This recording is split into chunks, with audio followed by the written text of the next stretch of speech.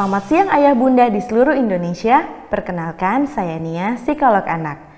Selama beberapa menit ke depan, saya akan berbincang-bincang bersama seorang tamu yang sudah saya undang untuk bergabung secara virtual untuk berdiskusi seputar perkembangan anak. Nah, sebelum masuk ke pembahasan, mari kita sapa dulu tamu saya, Bunda Ola. Halo Bunda Ola, selamat bergabung. Halo Bu, terima kasih sudah mengundang saya bergabung. Iya Bunda, saya selalu senang kalau punya teman berdiskusi. Nah, baik, kita mulai ya. Ketika kita berbicara tentang perkembangan anak menurut KPST, ayah bunda perlu memahami bahwa terdapat 4 aspek perkembangan anak yang perlu diperhatikan, yaitu gerak kasar, gerak halus, bicara dan bahasa, dan juga aspek sosialisasi dan kemandirian. Sebagai psikolog anak, setiap pertemuan kita saya akan membahas aspek sosialisasi dan kemandirian, juga bicara dan bahasa ya ayah bunda. Sedangkan untuk aspek gerak halus dan gerak kasar akan dibahas pada pertemuan lain bersama rekan saya, seorang dokter anak. Lalu yang pertama akan kita bahas apa Bu? Baik, yang pertama akan kita bahas adalah aspek sosialisasi dan kemandirian bunda. Sebelum kita lanjut ke pembahasannya, saya ingin bertanya dulu. Ketika mendengar aspek sosialisasi dan kemandirian, apa yang ada di pikiran Bu Ola? Waduh,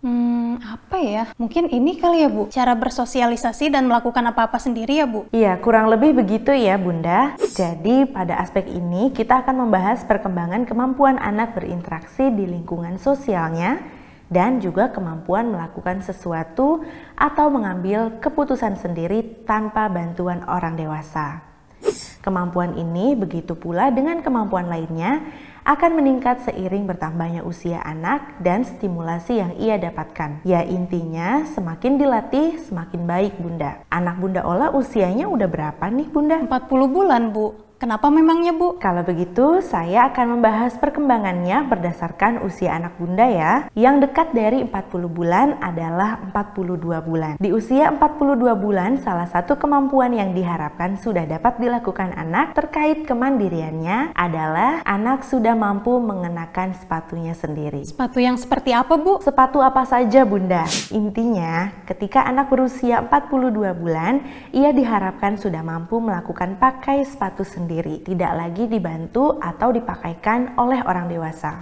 Nah, sebelum usia 42 bulan, anak perlu diberikan kesempatan dan dilatih untuk melakukannya sendiri. Kemampuan ini sangat penting untuk dapat dilakukan sendiri oleh anak. Bayangkan jika anak terus-menerus butuh bantuan untuk memakai sepatunya. Ini berarti dia akan terus tergantung pada orang dewasa ketika ingin melakukan kegiatan yang memerlukan memakai sepatu. Dengan melatih kemandirian anak ini, kita juga akan membantunya meraih kepercayaan diri untuk mengeksplor banyak hal, coba hal baru, dan mempelajari banyak hal baru. Lalu cara melatihnya yang baik seperti apa Bu? Yang pasti saat memberikan stimulasi, kita perlu mendampingi anak ketika sedang mencoba melakukannya, memberi instruksi yang diperlukan, dan memberi bantuan langsung ketika dibutuhkan. Nah, secara teoritis ada namanya proses chaining atau sederhananya merangkaikan, di mana kita mengajarkan anak aktivitas ini dalam suatu rangkaian yang diberikan bantuan secara sistematis. Misalnya di sini saya punya contoh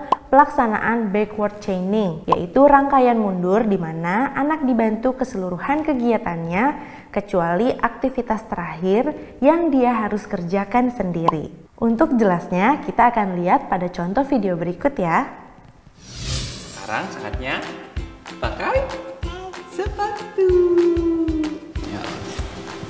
Ini dibuka. Oh.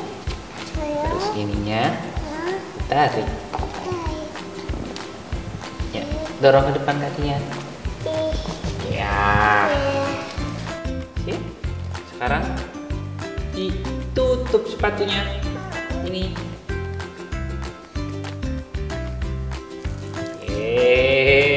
Udah pinter. Sekarang sepatu satunya. Ya.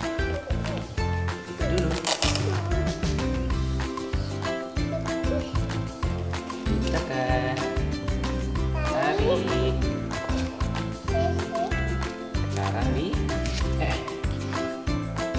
Sekarang ditutup kedua-duanya.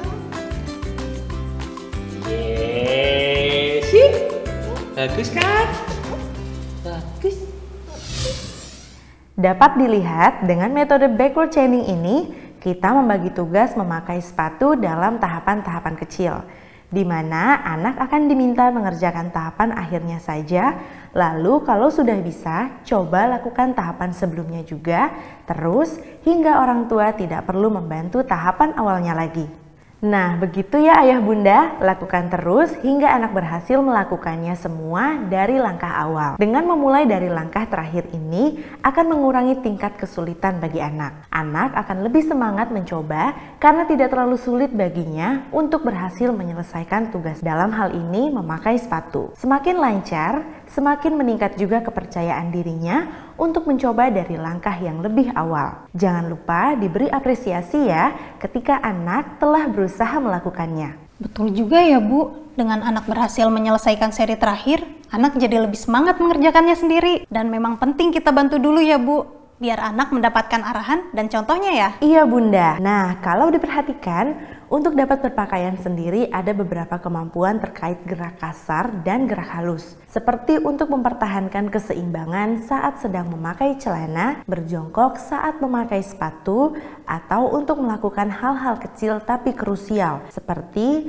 memasang dan membuka perekat atau kancing, merenggangkan lubang sepatu dengan jari-jarinya, dan masih banyak lagi yang lain. Wah iya, ternyata demikian ya Bu. Makanya perlu dilatih ya. Karenanya orang tua perlu terlebih dahulu mengobservasi apakah anak belum bisa karena belum mengerti caranya atau belum mampu melakukannya karena kemampuan motoriknya yang belum berkembang baik. Berarti kalau kayak tadi anaknya memang belum ngerti caranya, maka kita beritahu dulu caranya ya? Iya, betul sekali. Dan ketika tampak anak kesulitan, kita dapat memberikan bantuan dengan terlebih dahulu menanyakan apakah dia membutuhkan bantuan. Oh begitu. Kalau soal kanan kirinya masih kita kasih tahu dulu seperti pada video yang tadi, tidak apa-apa ya Bu? Tidak apa-apa ya bunda, karena masih sangat wajar di usia ini dan justru memang penting diajarkan dulu. Hal yang penting lagi adalah anak mau mencoba dan terlihat kemajuannya hingga dapat benar-benar melakukannya sendiri di usia 42 bulan. Terlepas dari apakah pemakaiannya itu terbalik atau tidak. Tapi saya juga punya sebuah trik yang dapat dicoba untuk mengajarkan anak mengenali sepatu kanan dan kiri sehingga anak dapat mengetahui.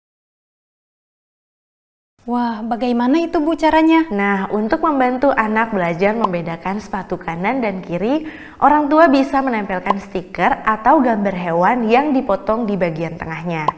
Letakkan satu bagian stiker di sepatu kiri dan satu bagian stiker lainnya di sepatu kanan. Dengan posisi saat diletakkan berdampingan, gambar akan menyatu. Dengan begitu, anak akan selalu meletakkan sepatu yang sebelah kiri di sebelah kiri dan sepatu sebelah kanan di sebelah kanan agar gambar stiker di dalamnya dapat terlihat bersambung. Nah, contohnya seperti berikut ini. Oke Bu.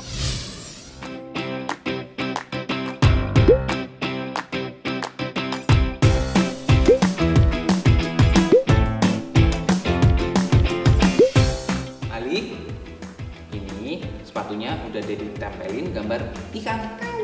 Yang sebelah kanan kepala ikan, ya. Yang sebelah kiri ekor. Nanti kalau pakai sepatu seperti ini. Mau? Mau.